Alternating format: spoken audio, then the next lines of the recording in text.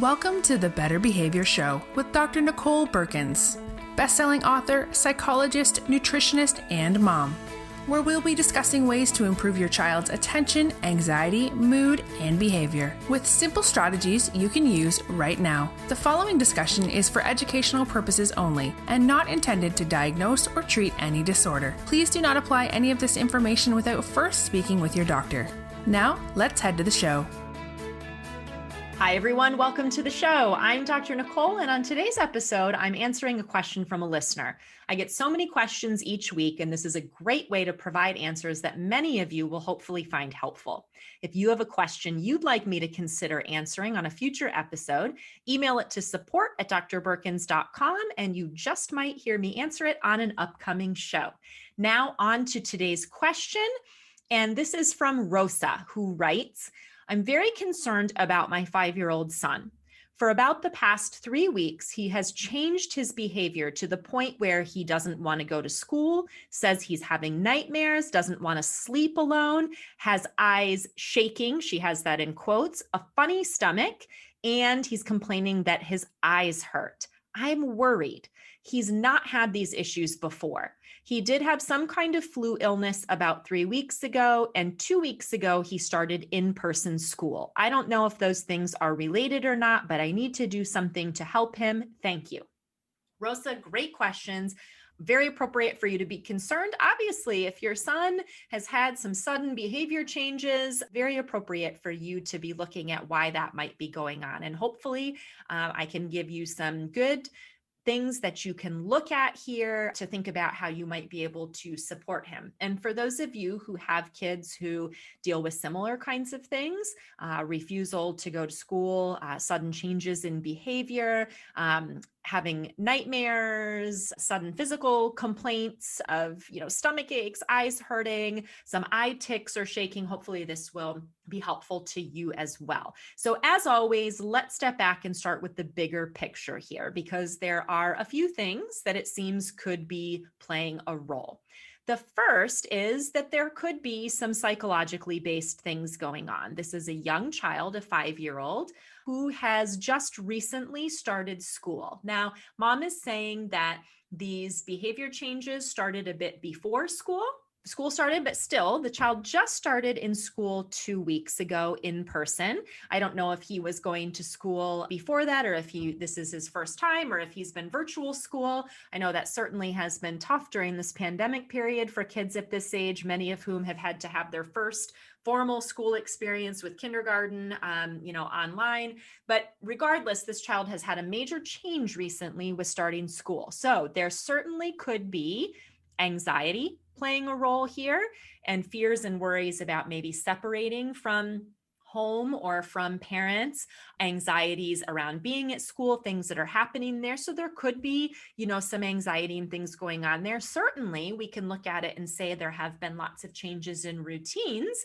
I'm sure with now having to get up and go to school, maybe changes in routines with daycare after school, those kinds of things. So there's been change in this child's life. And so there could be psychologically rooted issues with just anxiety or adjusting to those types of things. Now, there also could be some physiological things going on here, because mom is saying that her child had some kind of flu illness right around the time when these significant behavior changes started. And we know for some children, when they have an illness, it could be a virus that they get. It could be a bacterial illness. It could be something, bacterial like strep throat. It could be, a virus like just, garden variety cold flu. It could be, something like Epstein-Barr that leads to mono. We know that these kinds of illnesses in some kids can lead to sudden behavior changes, can cause neuropsychiatric effects that lead to behavior changes. And certainly we can see a very sudden kind of a night and day, overnight sort of escalation in anxiety, in tics, in obsessive behaviors, in rage types of behaviors, in, nightmares, those kinds of things. So certainly the timing lines up that we could be looking at a physiological, root cause of these things, or it could be both. It could be, the child's physiological system got disrupted and is having some neuropsychiatric, some brain-based effects from the illness combined with all of the major changes with starting school and dealing with all of that. So it could be both of those things. So that's in the big picture what we need to be thinking about here. Now, we get into how we want to think about addressing this.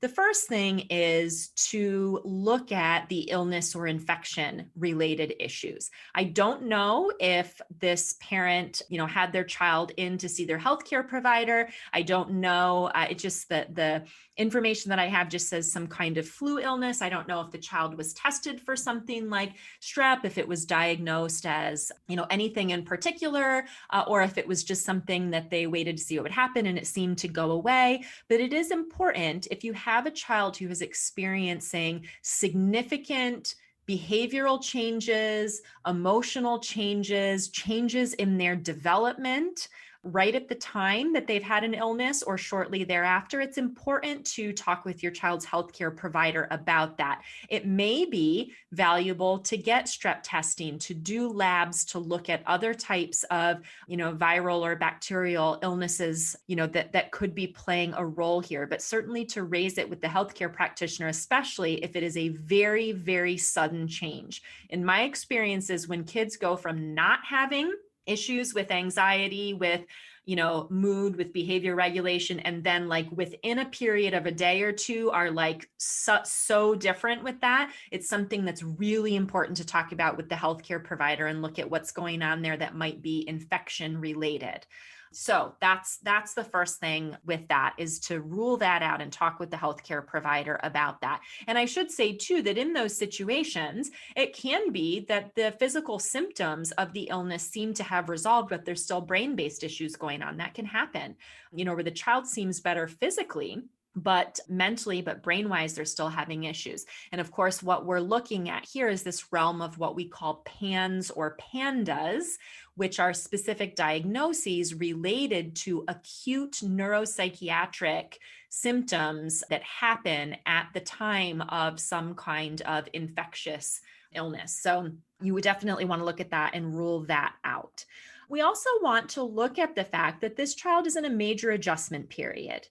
And we want to look at it through the lens of a 5-year-old dealing with that and the uncomfortable feelings of anxiety or distress, or, just dealing with the change and having their body even adjust to maybe some changes in sleeping and wake schedules, or some changes to, activities that they're doing during the day. And that could certainly be, the issue that's happening here. I also want to rule out any other sudden traumas or things that happened. There's nothing in this message from Rosa that says that there's been anything else. But again, when there are very sudden changes in a child's mood, behavior, development, just, sleep, appetite, any of those things, we want to look at what that might be connected to. Sometimes sudden traumas can include things like, they were in a fender bender with a parent, where the parent goes, oh, I didn't even think about that. Like it wasn't a big deal. But for a 5-year-old, that could be, a bigger trauma. Or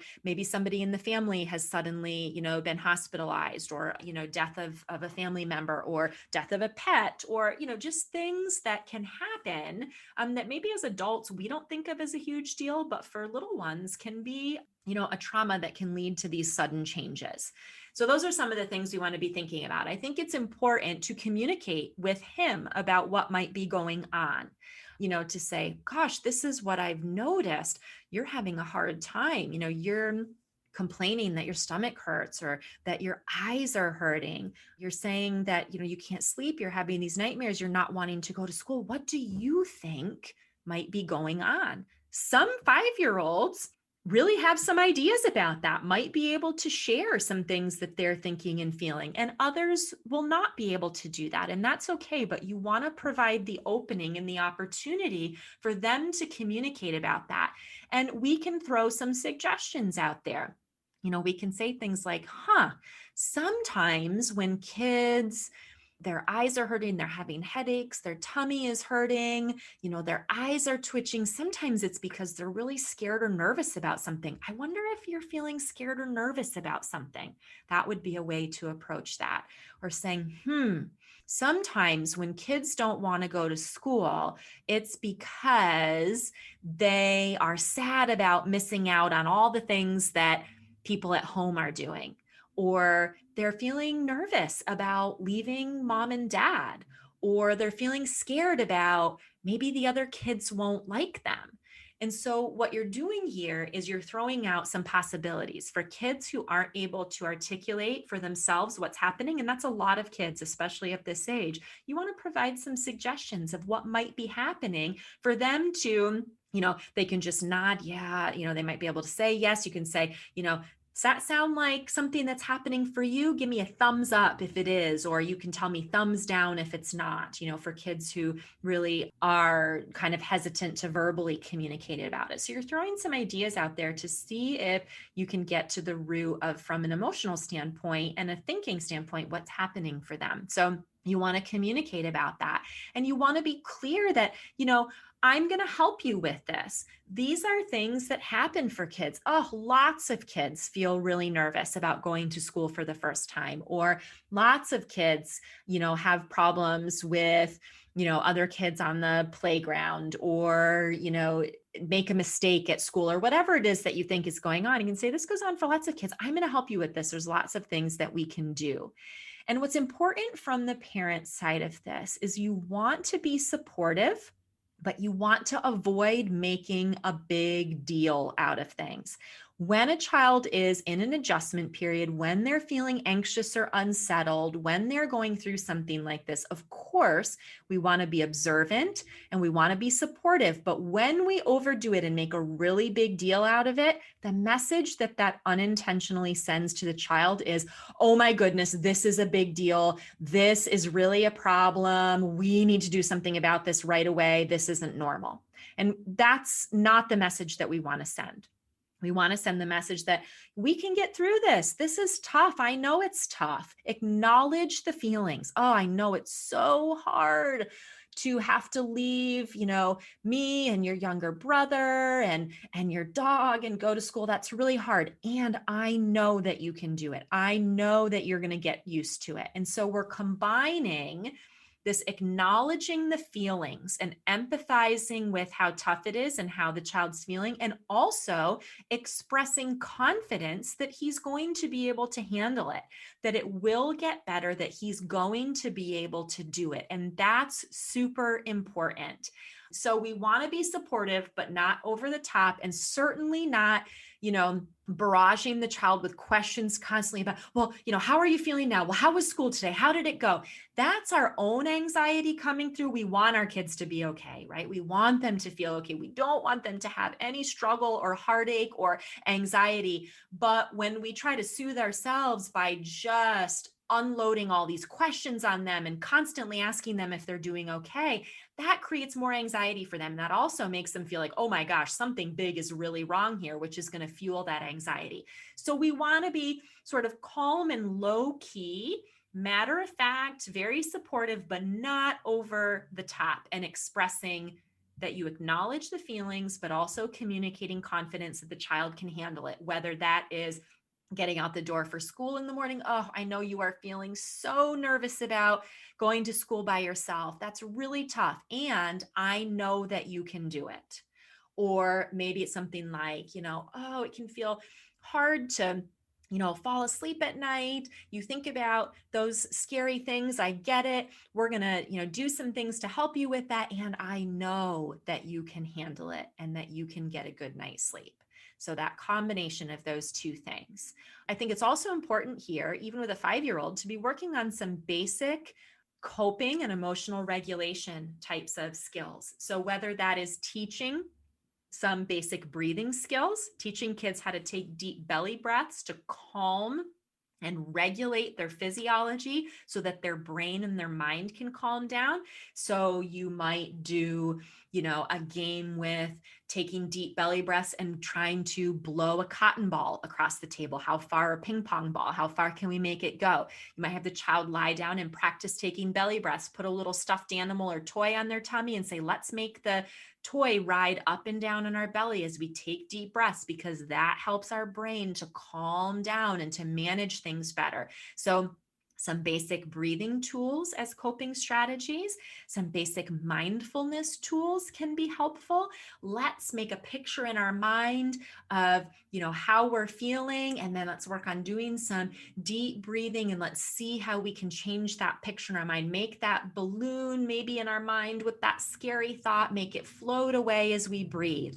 Or doing some of the many apps or mindfulness stories or things that are available now, even for young kids, to help to teach them some of those ways of thinking about those scary thoughts and those uncomfortable feelings that they have, and being able to sit with those and know that they can handle them. So some of those mindfulness kinds of tools, some movement things with mindfulness, some basic yoga kinds of poses can be really helpful. And some kids do really well with the movement piece of that for relaxation, both in their body and their brain. And there's so many resources available now online, on apps that you can do, in books that you can purchase, decks of cards that have yoga poses and mindfulness things for kids. All of those things are great, even with a 5-year-old, to start at a basic level with teaching some of those coping skills for how do we manage ourselves when we have these uncomfortable feelings. I think it's also important to have plenty of opportunities for movement throughout the day. That's going to be helpful for a 5-year-old, especially a 5-year-old who maybe is having to sit for longer periods of time now in school. He's not used to that. Lots of opportunities for movement. And I would also say keeping things as predictable as possible in other parts of his life. So school's a big new thing. And so not planning a lot of other activities or things that might feel stimulating or overwhelming, just for the next several weeks, keeping things pretty low key, pretty consistent, building in opportunities for him to be able to do things that he enjoys when he's at home. That's going to be really helpful as well. And even co-regulatory activities, whether that's something as basic as you sitting with him, if he likes to sit in your lap and you kind of rock back and forth and maybe, chat or sing a song together, or, just having some moments like that to co-regulate so he can help to match his level of emotional and physical regulation in his body to yours. That's helpful. Doing things together, when he's at home, having him, maybe playing some games or activities together, even doing some chores and things, just giving him some extra time and attention may be helpful as well.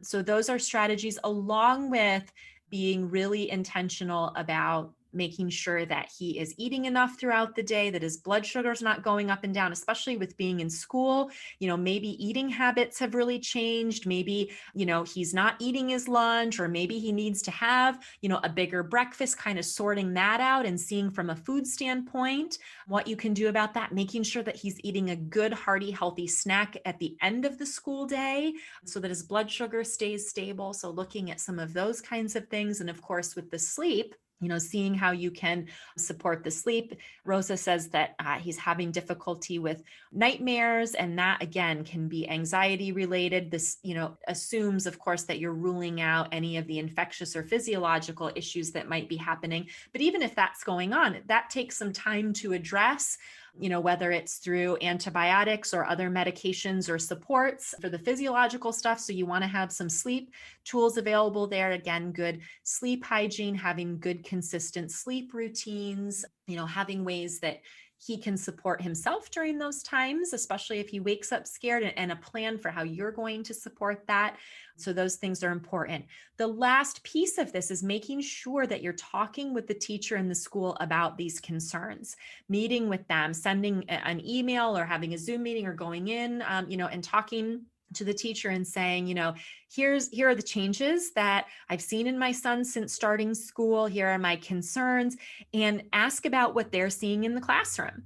That might be helpful for you to know too. Is your child totally fine once he gets to school and gets going? Is he good? Or is the teacher noticing that he's quite anxious or dysregulated or struggling? That's very important information. And working with the teacher in the school about what kinds of supports can they offer. If he's a kid who's going to benefit from more movement, how can we work that in? If he's not eating his lunch because he's overwhelmed and scared in the cafeteria, what support can they offer for that? Is there a guidance counselor or somebody at the school who can check in with him, to see how he's doing and provide, that check-in support on a regular basis. Teachers and schools are very responsive to these things, especially with a young child who is starting school for the first time. So don't be afraid to share your concerns and your observations and to work together with the school on a plan to support your child and to make sure that, is there something that's happened? Did he get into sort of an altercation with another kid? Or was there a situation that happened, with the teacher that made him uncomfortable? These are things that he might not even recognize or be able to communicate, but that the adults in that environment might be able to share more information with you so that you can then support him. So definitely talk with them about that. So that's a variety of things that you can do to support your child in this situation, and also some big picture issues to be thinking about. I hope that this is helpful for Rosa and for any of you who are trying to help your child with very sudden emotional or behavioral changes. Remember, if you have a question you'd like to hear answered on a future show, please go ahead and email it to support@drbeurkens.com. Thank you as always for being here and for listening, and I will catch you back here next time.